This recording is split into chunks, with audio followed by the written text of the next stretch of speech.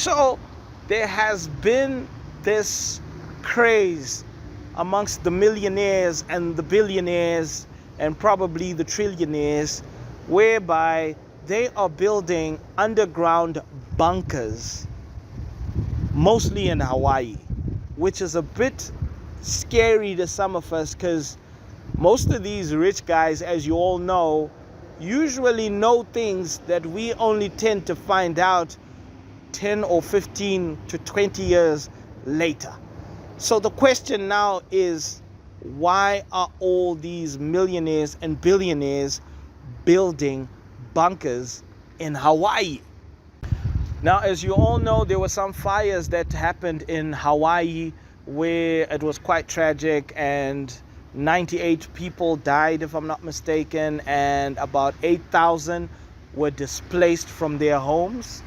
But while these fires were happening, and before any of the fires were put out, residents reported having calls from property developers asking to buy their land, and some of these billionaires actually started a relief fund whereby they'll be helping these residents. Now, a lot of these residents were not really happy with the fact that while these fires are happening, these guys want to buy their land.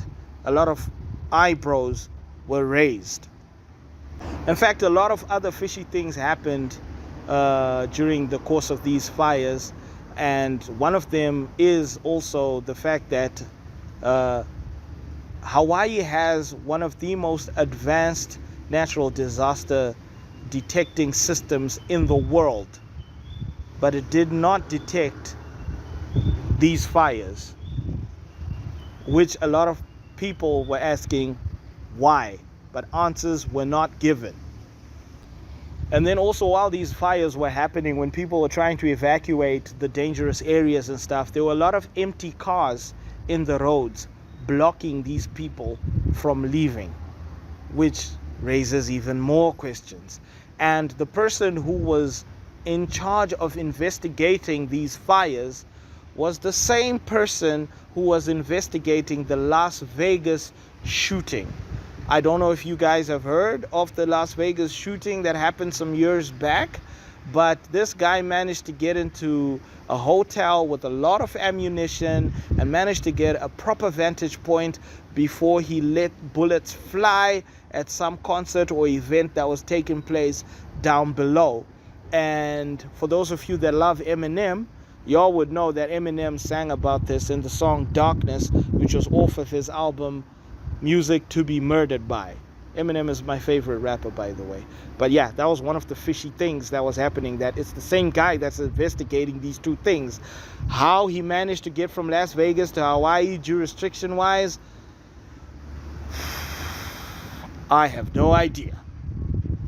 In fact, if you look at it closely, it kind of feels like Elysium. If you've watched Elysium or Battlestar Galactica, where the common folk are left in like a, a dystopian environment, or environment where some natural disaster has happened and things are just crushing while they've built themselves some other place to live in and lavish in their riches and stuff like that. If you've watched those movies, then you know what I'm talking about. But now the question is, what are these billionaires preparing for?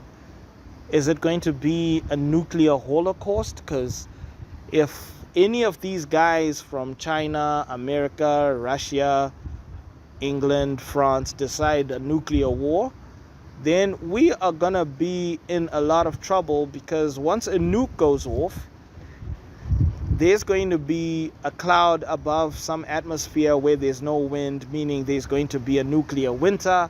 There's going to be no food, there's going to be darkness, it's going to be cold, there's going to be radiation for those of you that survive.